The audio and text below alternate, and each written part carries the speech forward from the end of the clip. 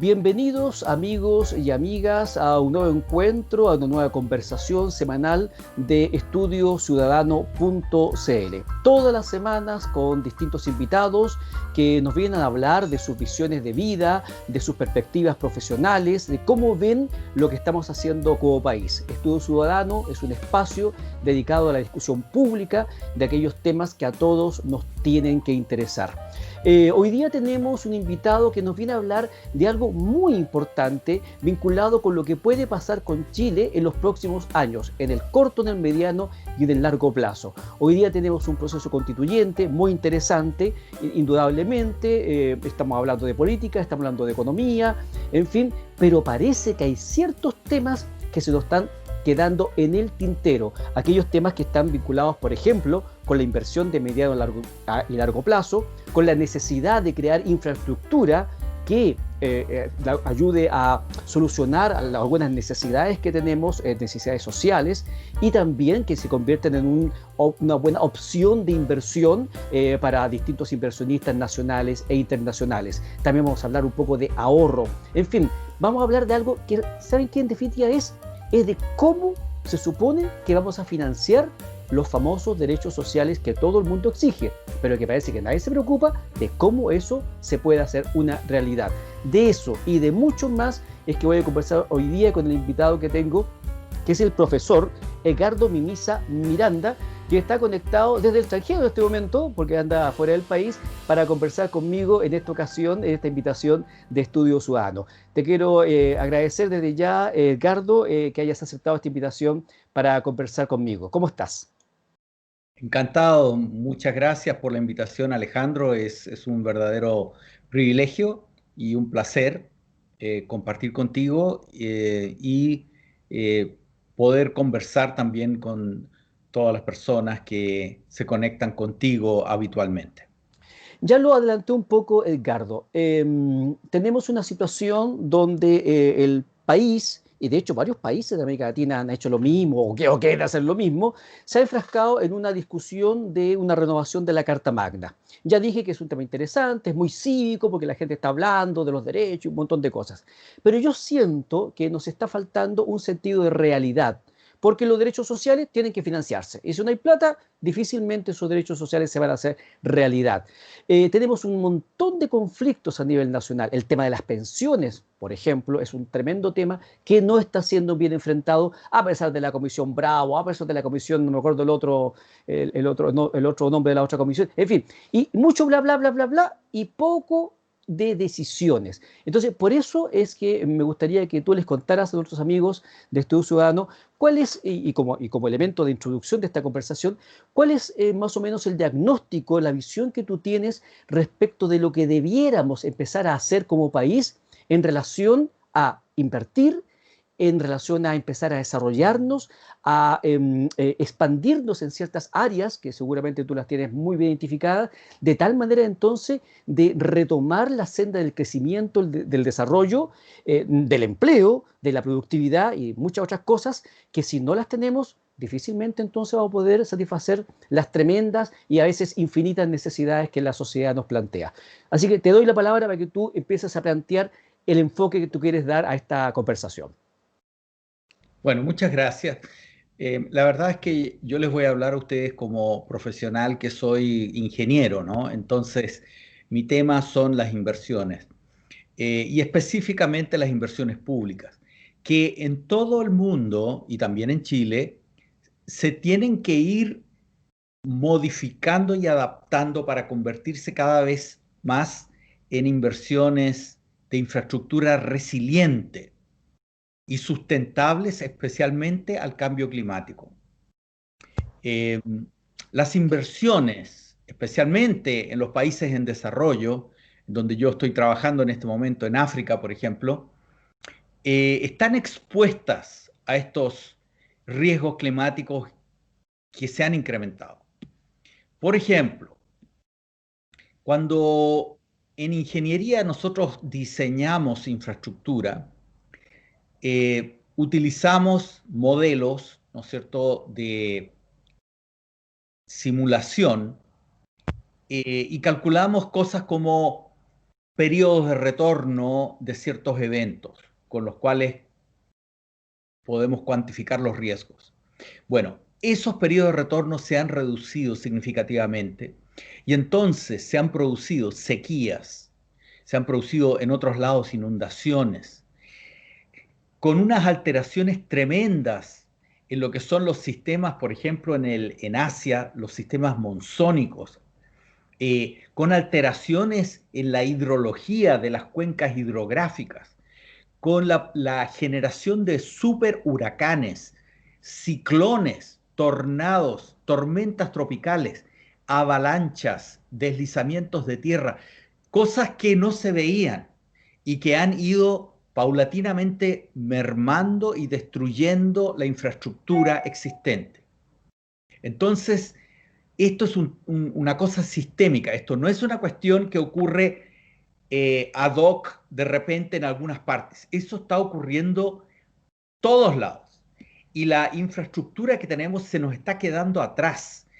Y se nos viene una tremenda amenaza de quedarnos con infraestructura que no da el ancho. Con este impacto de la pandemia COVID-19, esto ha generado una contracción económica mundial que es la más profunda desde la Segunda Guerra Mundial. O sea, esto hay que tenerlo presente, ¿eh? Entonces, muchos gobiernos obviamente van a tratar de revitalizar el crecimiento y van a tratar de invertir como una manera, ¿no es cierto?, de recuperar sus economías, siempre y cuando tengan los recursos. Nosotros estamos gastando nuestros recursos, no estamos cuidando nuestros ahorros, ¿no es cierto?, en esa materia, y cuando tengamos que hacer este desafío de reinvertir, ¿no es cierto?, no vamos a tener, porque además también vamos a llegar al country limit de nuestra deuda como país.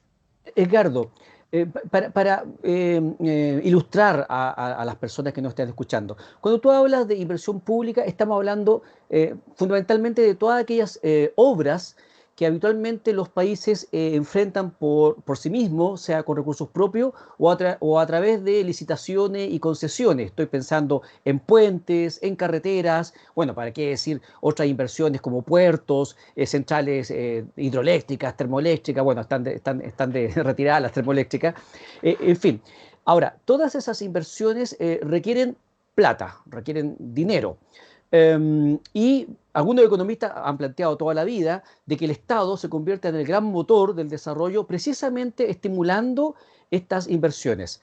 Sin embargo, lo que tú estás diciendo hoy día es que estas inversiones, que además son multimillonarias y requieren mucho tiempo tanto para realizarlas como para que retorne la inversión, el gasto que se ha hecho, hoy día se están viendo afectadas por un montón de factores, entre ellos el cambio climático. ¿Cierto? Ese es como el contexto general de lo que tú nos estás contando.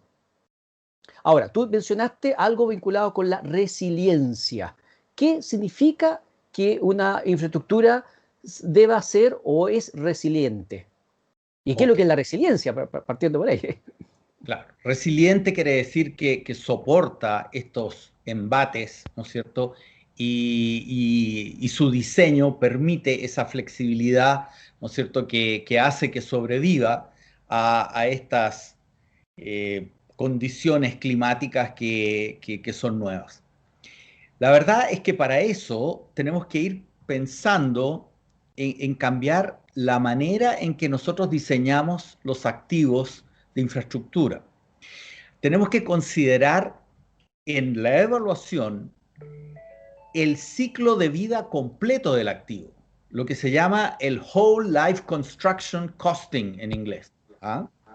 Entonces, ya no basta con pensar en cuál es el capital expense, el CAPEX de un proyecto de inversión, sino que también tenemos que pensar en el OPEX, en el Operational Expense, ¿ah? Que son los gastos recurrentes de operación y de mantención, que esa infraestructura nos va a demandar durante los próximos 50 años.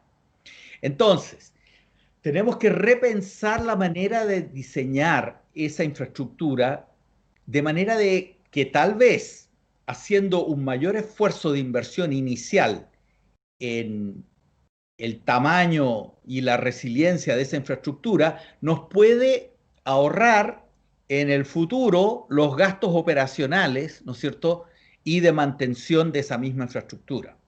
¿Tú tienes algún ejemplo más o menos concreto, y si fuera mejor todavía, del caso chileno, dónde y cómo y qué tipo de infraestructura debiera hacerse en Chile que cumpla esas características que tú estás mencionando?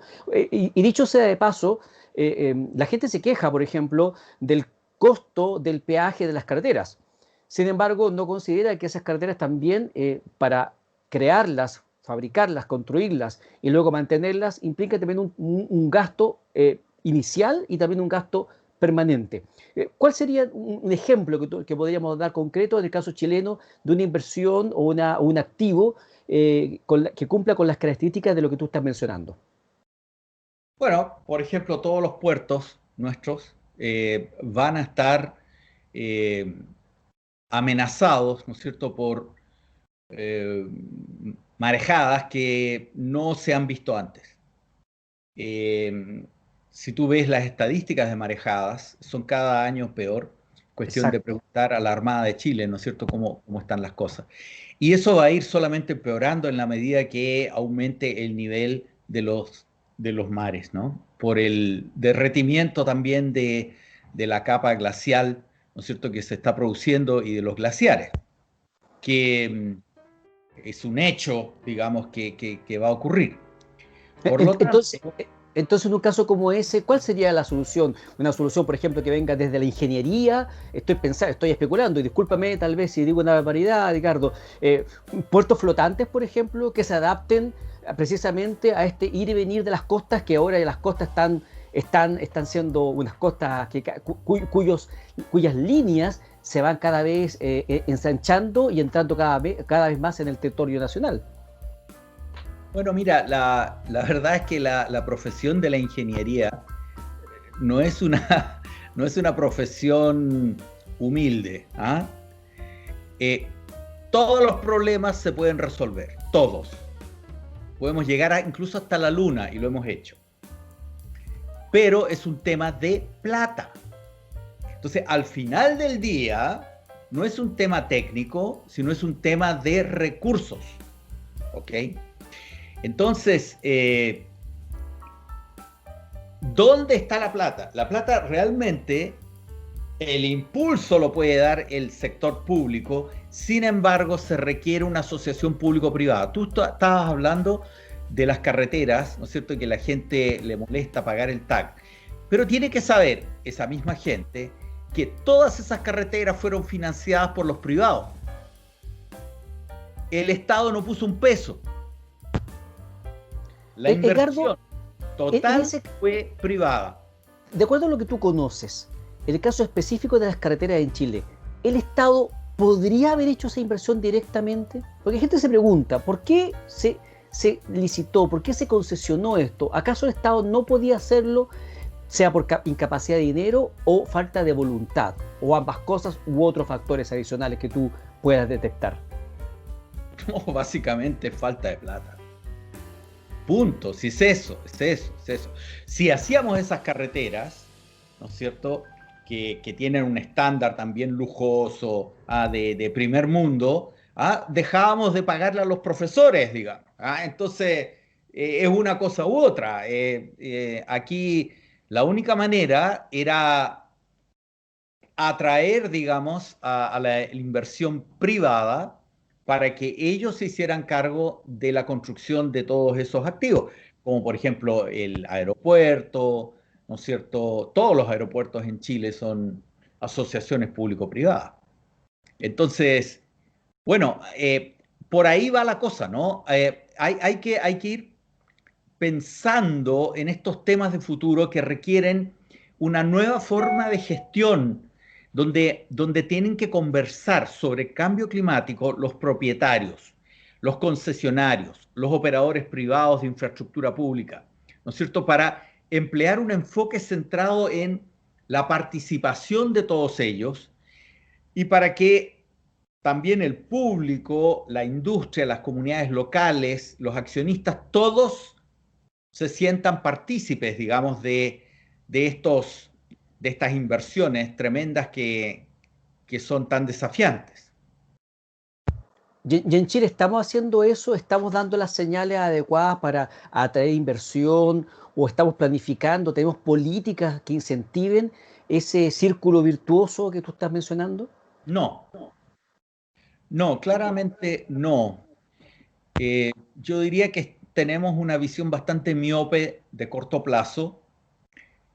Muchos de nuestros acuerdos regulatorios sobre precios tienden a enfatizar recortes de precio que pretenden beneficiar al consumidor a corto plazo, pero a expensas de la resiliencia de la infraestructura a largo plazo. Entonces, la verdad es que para este nuevo paradigma que se nos viene, que son esta infraestructura verde, ¿no es cierto? Y toda la inversión pública en energía limpia, infraestructura de conectividad, etcétera, se requieren estímulos y estímulos de mediano y largo plazo para atraer la financiación privada que sea complementaria para que seamos más competitivos. ¿Qué ejemplos conoces tú o para que la gente nos entienda de lo que tú has llamado infraestructura verde? ¿Qué es una infraestructura verde? Bueno, toda la inversión, ¿no es cierto?, que estamos haciendo para cambiar nuestra matriz energética en Chile, son infraestructura verde, ¿no? Por lo tanto, eso. Según la Fundación Chile, por darte otro ejemplo, el 76% de la superficie de nuestro país sufre una sequía severa, especialmente en la región metropolitana, donde vive el 40% de la población de Chile, y el déficit de precipitaciones este solo año superó el 70%. Entonces, todas esas infraestructuras, ¿no es cierto?, verde que se requiere, hay que pensarla. Podemos pensar, por ejemplo, en construcción de nuevos embalses, pero para eso se requiere una inversión de 6.000 millones de dólares. Ahora, eso no es solamente el problema de la plata, porque el problema es que históricamente en Chile ese tipo de estructuras, me refiero a los embalses y su red de regadío, ¿no es cierto? Todo eso, demoran en promedio 25 años en ser construida. Entonces, ese plazo realmente hay que acortarlo, porque de lo contrario no vamos a lograr mitigar esa emergencia actual. Y eso en un contexto también, Edgardo, de que hay una discusión bien pesada, diría yo, y digo pesada porque ya resulta molesto escuchar, por lo menos a mí me causa esa situación, Edgardo, una verdadera majadería respecto del tema del agua. Y yo siento que hay sectores, especialmente de la extrema izquierda, que han tomado la bandera de la lucha por el agua como un tema de conflicto social, una excusa para llegar al poder, para armar bochinche, revuelta, pero no se está trabajando precisamente en cómo proveer agua a los sectores rurales. O sea, estos días conversaba con Rocío Espinosa, directora de la Fundación Amulén, la Fundación del Agua, y ella me contaba, por ejemplo, de que en Chile, donde el verdadero problema de acceso al agua está en los sectores rurales y afecta a alrededor de 1.200.000 personas. Y que las soluciones que estamos realizando son muy escasas, son muy pocas, y entre ellas está lo que tú estás mencionando, que no se está construyendo esta infraestructura, que no se están haciendo embalses, y por lo tanto, cuando hay agua, me decía ella, del Maule al sur, cuando hay más agua, tampoco se aprovecha esa agua porque no hay dónde guardarla, y también hay un tema re importante, y aprovecho a preguntártelo, que se ha hablado mucho de la carretera hídrica, una carretera del agua que precisamente lleve el agua de un lado para otro. Yo he escuchado argumentos a favor y en contra, uno de los argumentos en contra más tirado a la mecha que he escuchado alguna vez, si se hace la carretera, se va a depredar algunos sectores en relación de otros. Y yo, bueno, yo digo, para eso está el Estado, para que controle, para que ordene y para que eso no ocurra. ¿Me podrías contar un poquito cuál es tu visión de lo que está pasando hoy día en este sector del agua, con la infraestructura, y qué es lo que se podría hacer para mejorar un poquito más este panorama? Bueno, el tema del agua sin duda es problemático no solo en Chile, sino en el mundo. ¿Ah? Las futuras guerras van a ser por el agua. Sí, la carretera hídrica es una idea que se ha estado discutiendo, pero más bien la idea ha venido por el lado de los privados, ¿no? Que estarían interesados en financiar una carretera hídrica. ¿Y qué es eso? Son cañerías, básicamente, ¿no? Son ductos, ¿ah? Que tendrían entre 1.000 y 2.000 kilómetros de largo. O sea, ahora, se puede hacer. Como les dije, la ingeniería no es una profesión humilde, ¿ah? Ya los romanos hacían acueductos que llevaban el agua, ¿no es cierto?, de una región a otra. Por tanto, no es una cosa tirada a las mechas. Ahora, lo que sí es que esa carretera puede ir por tierra o por mar. ¿Ah? Y eso también se está mirando. Y la idea es llevar agua desde las cuencas del sur, que son superhabitarias, hacia las regiones del norte, que son deficitarias. Ahora, los defensores de este proyecto aseguran que con ello se podrían regar cerca de 1 millón de hectáreas, con lo cual se resolvería el problema de la seguridad alimentaria para Chile, que no es un tema menor en el futuro, es un tema de futuro que hay que ir pensando. Eh, Ahora, Además, el costo. eso te iba a preguntar, ¿sería una inversión atractiva para mucha gente? El problema está en que los primeros indicios hablan de entre 10.000 millones de dólares a 30.000 millones de dólares para hacer este proyecto. Sin duda es un megaproyecto eh, enorme, tal como eh, el oleoducto, ¿no es cierto?, de Alaska que atravesó todo Estados Unidos, digamos. Eh, y además esto toma tiempo. Esto, si es que se decidiera hacer, va a tomar a lo menos 10 años para planificarlo, para diseñarlo y después construirlo, para implementarlo. O sea, cualquiera que sea la solución, Edgardo, una carretera, un embalse, estamos atrasados, súper atrasados. Estamos exactamente, estamos ya, ¿cuándo debimos haber hecho esto? Hace 5 años, 10 años atrás. Ahora, también están, obviamente, la tecnología de las plantas desaladoras de agua de mar, que son las que abastecen especialmente las faenas mineras del norte. Pero la verdad es que todavía esa tecnología es demasiado costosa para otros usos. Entonces, eh, hay que ir viendo y pensando estas cosas. Eh, hay que tomar medidas, por ejemplo, hacer obligatorio en nuestro Sistema Nacional de Inversión Pública incorporar estas mediciones de cambio climático en la evaluación de nuestros proyectos de inversión pública, que actualmente no se hace. También hay que integrar sistemáticamente el análisis y la gestión de riesgo en nuestro Sistema Nacional de Inversión Pública y además agregar el análisis distributivo de la evaluación de inversiones públicas, que yo lo he venido diciendo hace muchos años, ¿no es cierto? Y no me han hecho mucho caso. En realidad, que yo lo vengo enseñando eso desde hace ya muchísimos años.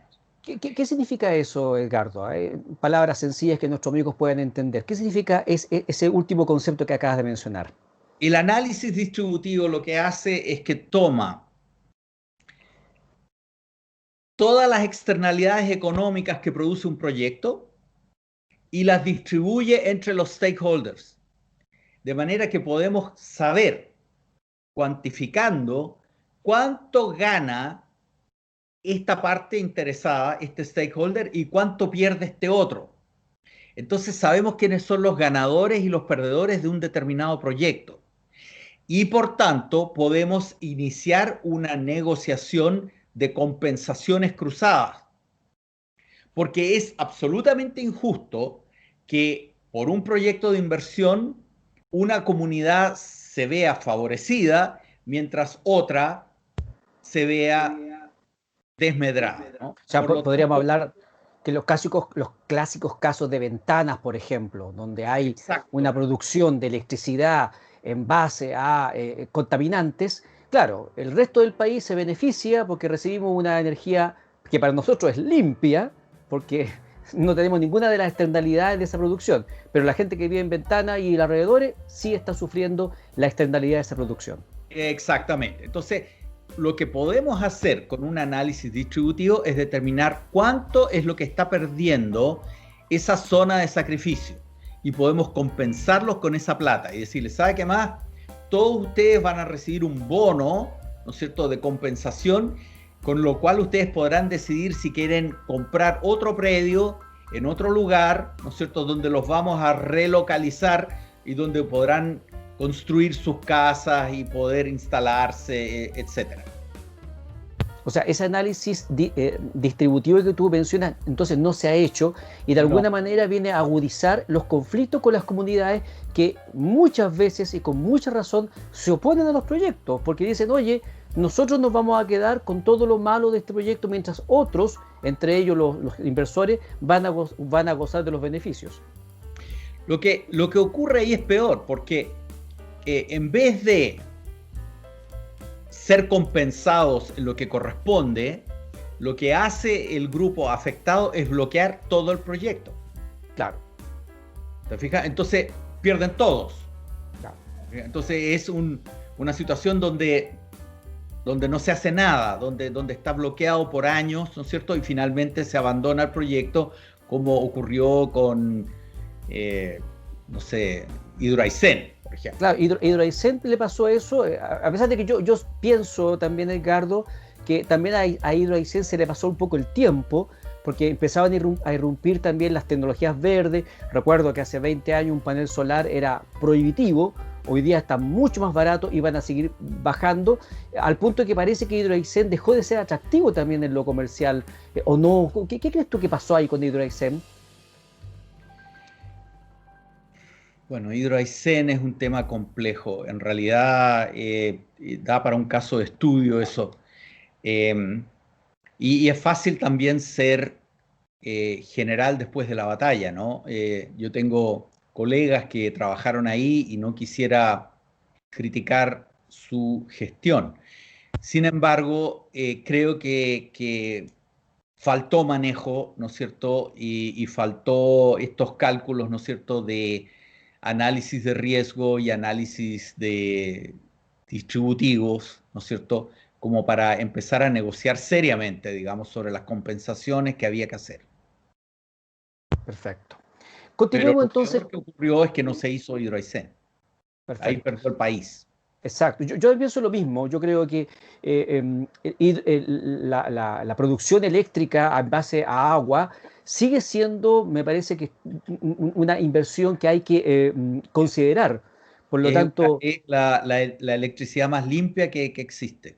correcto. Sin embargo, parece que las posiciones un poco extremas llevaron a que algo que podía haber sido mucho mejor terminara siendo un proyecto totalmente muerto, como es lo que ha pasado hoy día. Y solamente de alguna manera se ve compensado porque las nuevas tecnologías, la inversión que se está haciendo en Chile, por ejemplo, en paneles solares, en estos, ¿cómo se llama estos molinos que generan también Sí, sí. electricidad? Eólica. La energía eólica de alguna manera está compensando la falta de hidroaicén.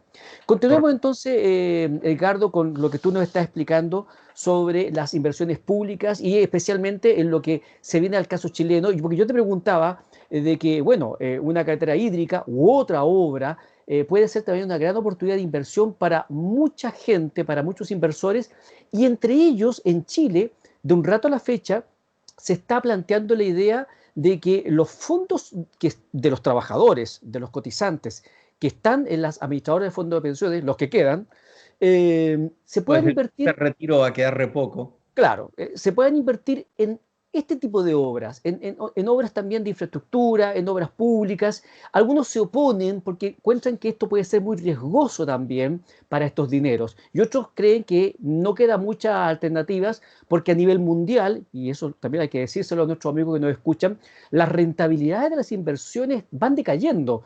Hay mucho más capital indudablemente y la plata que hay es extraordinaria el mundo, pero las rentabilidades están bajando y eso afecta también a los fondos de pensiones. O sea, a medida que pasa el tiempo hay menos instrumentos, hay menos negocios buenos donde invertir. ¿Qué opinas tú sobre esa alternativa de vigorizar, por una parte, a las pymes, a las medianas empresas y también al aparato público, a la inversión pública, a través de tomar esta plata e invertirla en estas obras que además parece que estamos bastante de acuerdo que son obras interesantes de evaluar en cuanto a, a emprenderlas? Bueno, yo creo que eso es obvio, eso hay que hacerlo, porque la verdad es que la cartera de inversión en infraestructura es tremendamente rentable. Por lo tanto, es un tremendo negocio, ¿no es cierto? Obviamente que hay riesgos, pero eso se maneja.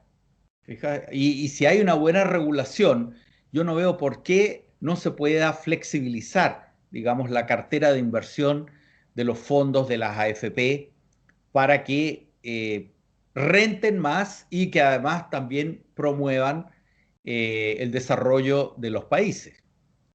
Pero yo quisiera echar más pelos a esta sopa que ya está bien complicada. Se nos vienen cambios estructurales tremendos en el mercado laboral.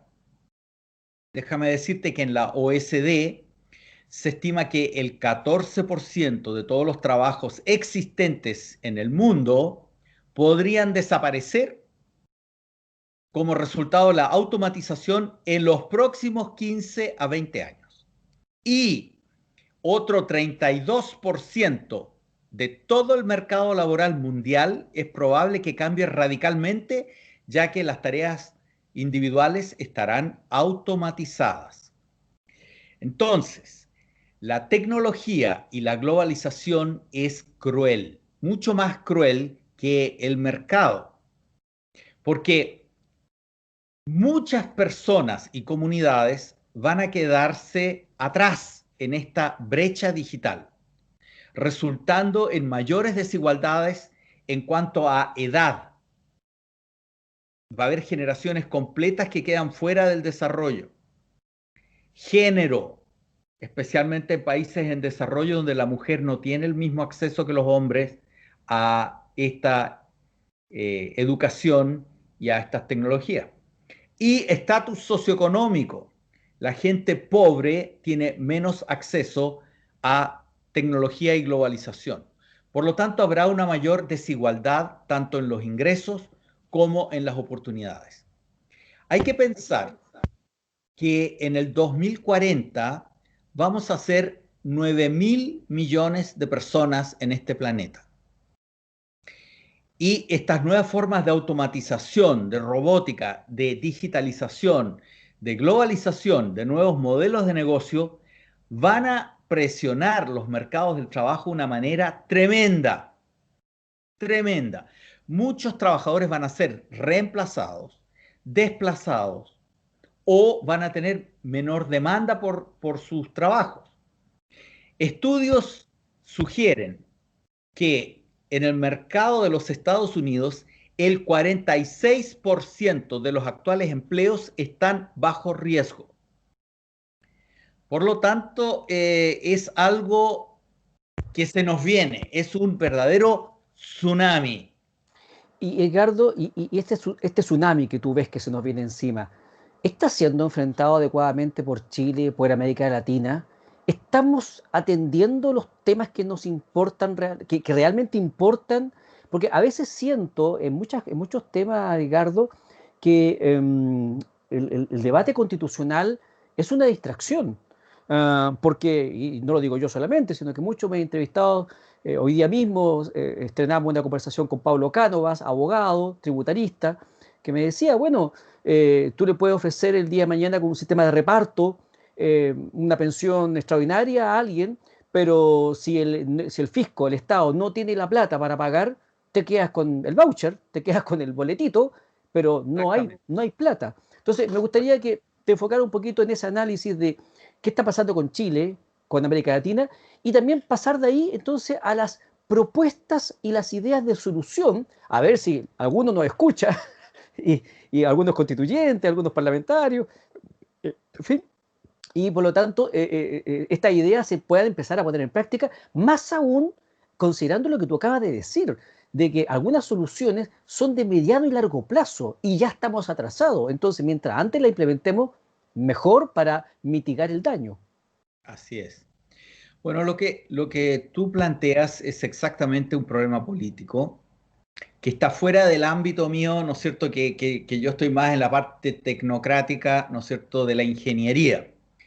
Pero tengo mi corazoncito, ¿no es cierto?, y mi opinión. ¿Ah? Entonces ahora me voy a alejar un poquito de mi rol de consultor internacional y de profesor y voy a hablar como ciudadano chileno. ¿Ah? Y lamentablemente me parece a mí que América Latina y especialmente Chile, que es el que más me importa, nos hemos ido metiendo en lo que los gringos denominan un mecanismo de evitación del trabajo, un work avoidance mechanism.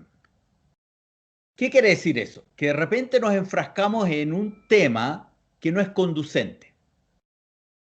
Y el tema no conducente grave que tenemos en este momento y que está drenando toda nuestra energía y en el cual estamos prestando toda nuestra atención es el cambio de nuestra constitución realizado, no estoy diciendo que no se deba hacer, pero lo que sí no se puede hacer es hacer un cambio de constitución en medio de una pandemia y en medio de la peor recesión mundial desde la Segunda Guerra Mundial. Y en cambio, todos estos temas que hemos estado conversando ahora tan agradablemente contigo, estos temas de futuro, sus impactos y sus necesidades de inversión, no se están conversando, no están sobre la mesa. Invertir en infraestructura es clave para un país y para su prosperidad económica futura. Voy a citar el informe Infraestructura Crítica para el Desarrollo, elaborado por la Cámara Chilena de la Construcción. Ese estudio indica que Chile requiere una inversión de 174.500 millones de dólares, que es una enormidad. Es toda la plata que tenemos, digamos. ¿Ah? Esa es la inversión que se requiere en infraestructura en un periodo de 30 años para suplir lo que es el déficit actual. ¿Y qué estamos haciendo? Estamos al revés, estamos endeudándonos como nunca antes en la historia, estamos generando cambios en las reglas del juego, estamos produciendo mucha inestabilidad, incertidumbre y riesgo, todo lo cual afecta las inversiones y ahuyenta los inversionistas. Estamos, como en Argentina, ¿no es cierto?, ahuyentando a los inversionistas que se están yendo cada día. Se escucha de una empresa menos que abandona, ¿no es cierto?, Argentina y que se va. Pero en ese contexto, Edgardo, y siempre tratando de mirar el vaso medio lleno, que me gusta mucho a mí tener esa filosofía de vida, parece que nuestros vecinos están peor, porque mientras efectivamente hay compañías que anuncian que se van de la Argentina y de otros países, en Chile, por ejemplo, creo que Google estos días acaba de anunciar una inversión multimillonaria en un data center. Sí. Te lo planteo de esta manera. ¿Estamos todavía a tiempo de hacer la reversa, de dar marcha atrás y enmendar el camino? ¿Sigue todavía teniendo Chile unas características que lo siguen haciendo atractivo para la inversión extranjera? Lo de Google fue sorprendente, y contracíclico. La verdad es que una apuesta de parte de ese gigante que muy pocos inversionistas estaban dispuestos a hacer. A mí me sorprendió gratamente, por cierto, pero la verdad no me lo esperaba. La verdad es que en este momento, si tú me dices saca la foto, lo que está haciendo Chile en este momento es, estamos dedicados a ordenar las reposeras en la cubierta del Titanic. Eso es lo que estamos haciendo. Es un diagnóstico complicado. Sí. Entonces, bueno, todavía no hemos chocado con el iceberg, pero hay que dejar de mirar las reposeras y empezar a mirar el timón del barco. Ahora, hay que empezar a mirar, digamos, en el largo plazo para dónde vamos. Esta cuestión de tener gobiernos de 4 años que van cambiando así cíclicamente y en donde pasamos de izquierda a derecha y luego viceversa, es un desastre. Porque ciclos tan cortos, digamos, no se condicen con las inversiones que son de mediano y largo plazo. Aquí tenemos que pensar como república, no como gobierno.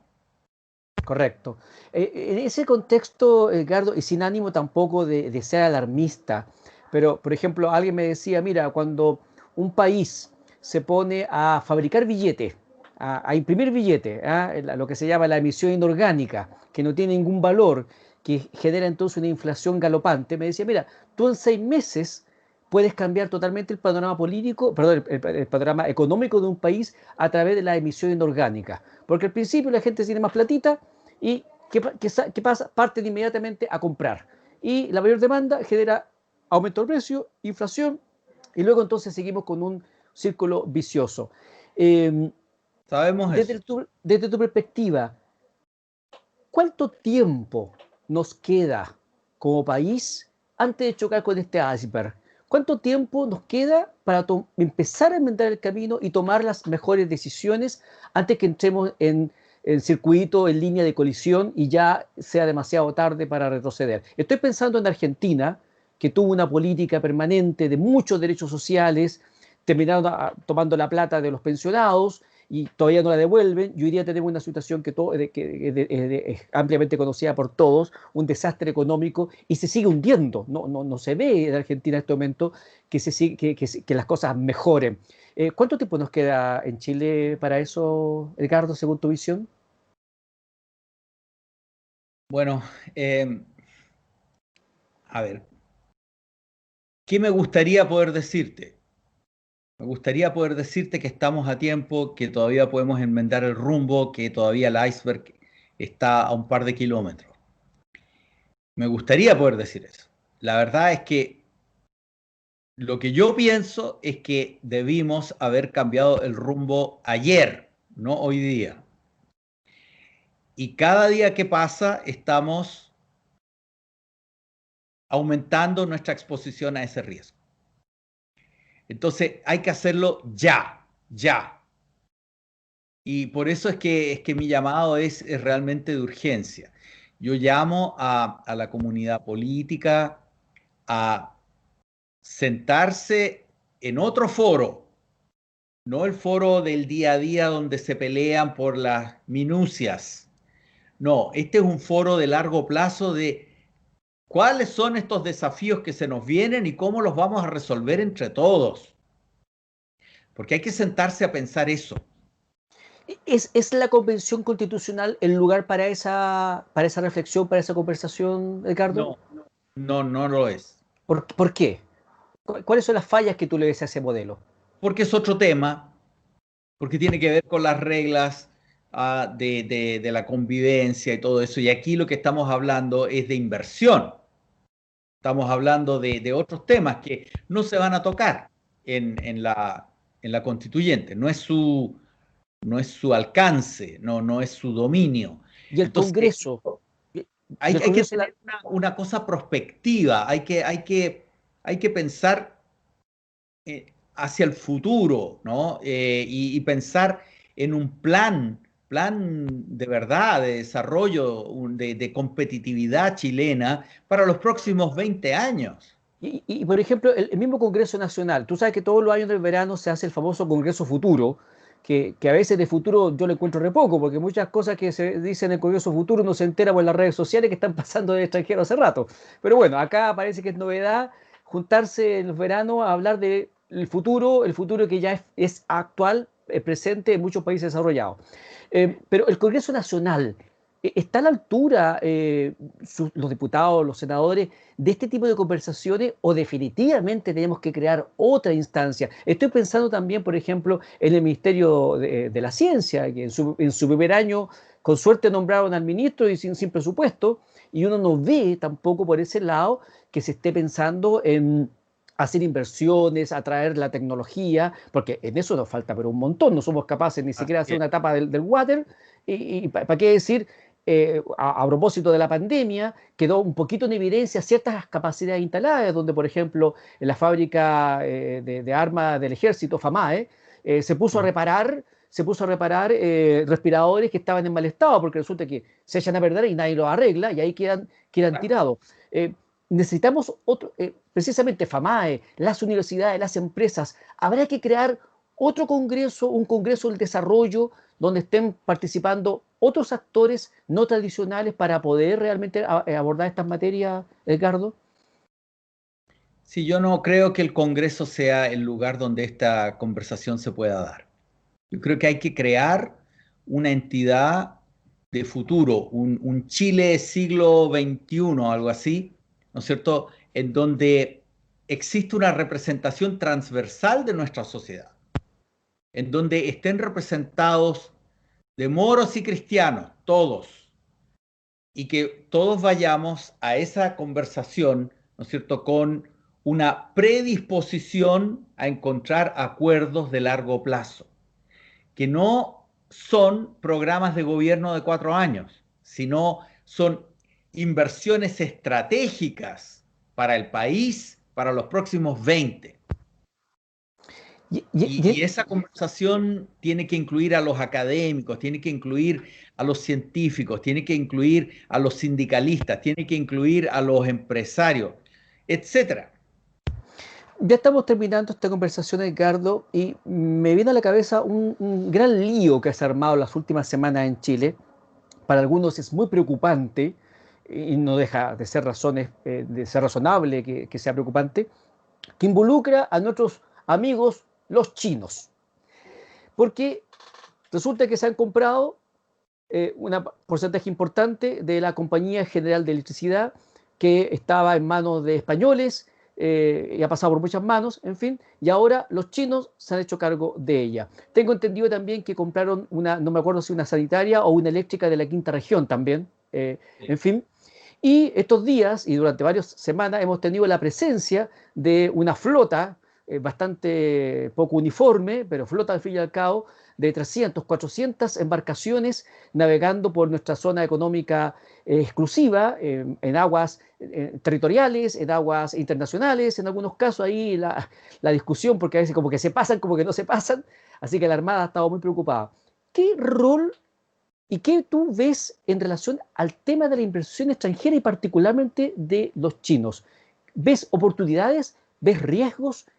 ¿Pueden ser aliados o son unos enemigos sospechosos a los cuales hay que mejor hacerlos que se vayan? ¿Cuál es la visión que tú tienes? Y con eso estamos terminando un poco esta conversación de hoy día. Buena pregunta. Mira, yo creo que la inversión extranjera es fundamental. ¿Ya? En Chile lo ha sido siempre.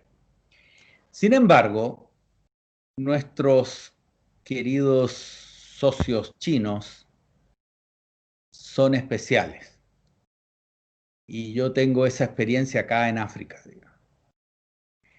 Cuando tú tratas con una empresa norteamericana, estás tratando con una empresa. Cuando tú tratas con una empresa china, estás tratando con el gobierno chino. con todo el poder que eso implica, con toda su flota, con todo su armamento, con todo su ejército y con todo su poder. ¿Por qué? Porque no es un país democrático. Por lo tanto, las empresas chinas son un tentáculo, ¿no es cierto?, de un pulpo mucho más grande que tiene su cerebro y su cabeza allá en el oriente. Entonces tú no puedes hablar con una empresa china porque en el fondo a través de la empresa siempre vas a llegar a la cabeza de ese pulpo. Y eso hace que Chile no pueda negarse, digamos, a la inversión china, pero sí tiene que diversificarla. No puede permitir que sea dominante, porque es absolutamente peligroso. Mucho más peligroso que los norteamericanos, que los europeos, que cualquier otro, que los rusos. Cualquier otro no tiene tanto problema, pero los chinos son cosa seria. Y ahí tú lo ves como ellos mezclan, ¿no es cierto?, la inversión en una infraestructura nuestra con su flota pesquera. ¿Ah? Y eso pasa a ser un tema de negociación cuando no están relacionadas. Y sin embargo, ellos lo colocan sobre la mesa. O sea, con los chinos Oh, nos podríamos ver la suerte. sí, absolutamente.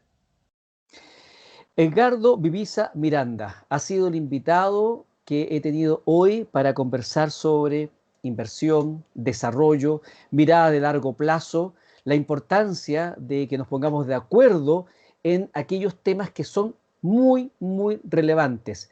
Como dicen por ahí, el que pone la plata, pone la música y por Pone lo la... tanto, si no tenemos plata, si no hacemos inversiones, si no ahorramos, si no pensamos en cómo vamos a financiar los derechos sociales, vamos a tener un serio problema. Y esta última advertencia que ha hecho Edgardo me parece que es muy importante tenerla presente. Yo en general no me gustan las paranoias, pero parece que en este caso hay que ponerse un poquito saltón, como dicen por ahí popularmente, y mirar a nuestros amigos chinos con lupita, porque tal como dice Edgardo, no se trata solamente de empresas, se trata de uno de los gobiernos, uno de los estados más poderosos, sino el más poderoso del mundo en este momento.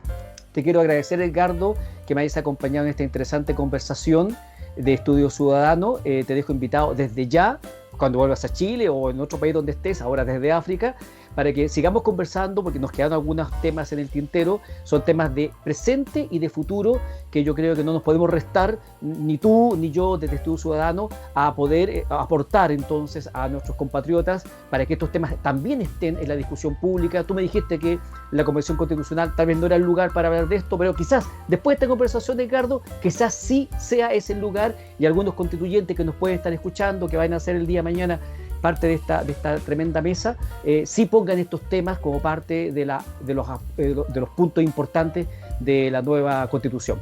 Te agradezco la posibilidad de conversar conmigo, Edgardo. Ha sido un placer y ojalá podamos repetir esto en otra oportunidad. Muchísimas gracias por la oportunidad que me diste. Así será. Y a ustedes, amigos y amigas de Estudio Ciudadano, ya lo ven una vez más cumpliendo con ustedes, con este afán, con este interés de poner información de calidad a disposición de los ciudadanos. Usted reflexione, usted piense, comente, converse con sus amigos, en la familia, porque esto sí es importante. De este tipo de conversaciones y temas depende el futuro nuestro, de nuestros hijos y de nuestras familias. Los espero la próxima semana en otra conversación tan interesante como la que he tenido hoy día con Edgardo Vivisa, profesor desde África, bastante lejos, pero bastante cerca gracias a la tecnología. Nos vemos la próxima semana, Dios mediante. Adiós.